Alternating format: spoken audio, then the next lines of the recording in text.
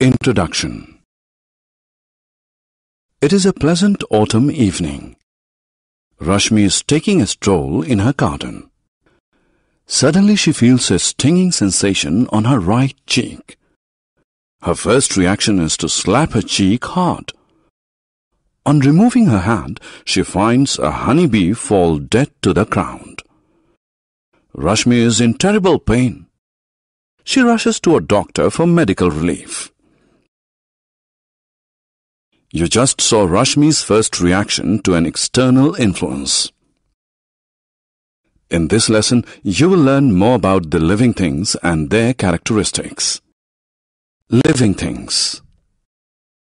Living things breathe, move, grow, and reproduce. Living things have sensation. They eat food and remove waste. Non-living things. Non-living things do not breathe, grow, and reproduce. They do not have sensation. Some non-living things are natural. Example, stone, gold, etc. Some non-living things are derived from living things. Example, honey, silk, etc. Breathing. All living things breathe. The process of breathing involves two steps. Taking oxygen-rich air into the body, known as inhalation. Releasing carbon dioxide-rich air from the body, known as exhalation. Respiration. Food gives us energy.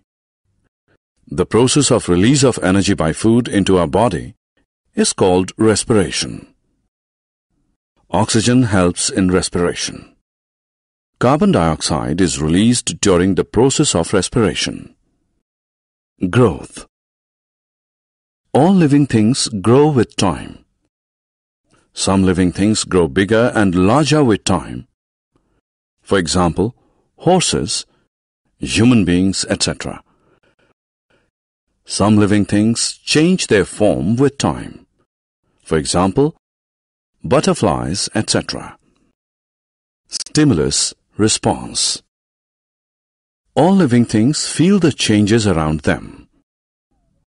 Any external influence which causes a living thing to react is called a stimulus.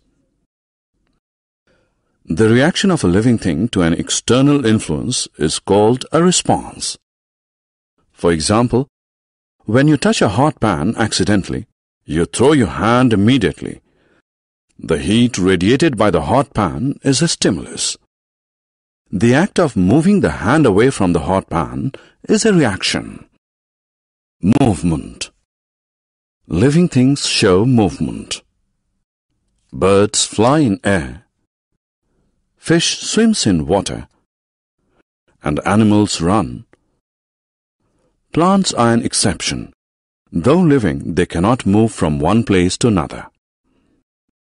Non-living things, on the other hand, do not show any movement by themselves. Reproduction. All living things can produce young ones. This is called reproduction. Living things increase their number by reproduction. Photosynthesis. Plants make food in their leaves by means of a process called photosynthesis. Leaves of a plant prepare food by converting the carbon dioxide absorbed from air and water absorbed from soil into glucose in the presence of sunlight. Oxygen is released during photosynthesis. Sources of food.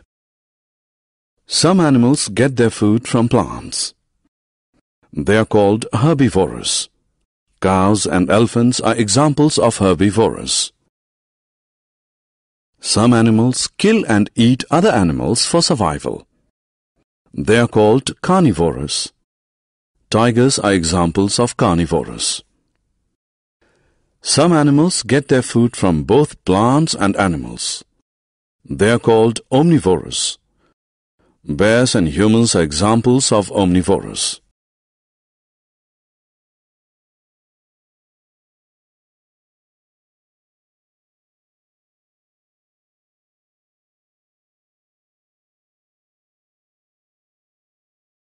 Summary. Let us summarize what we have learned. Living things breathe, move, grow, and reproduce. The process of release of energy by food into living things is called respiration. Plants make food in their leaves by photosynthesis. Living things respond to external stimuli. Living things increase their numbers by reproduction.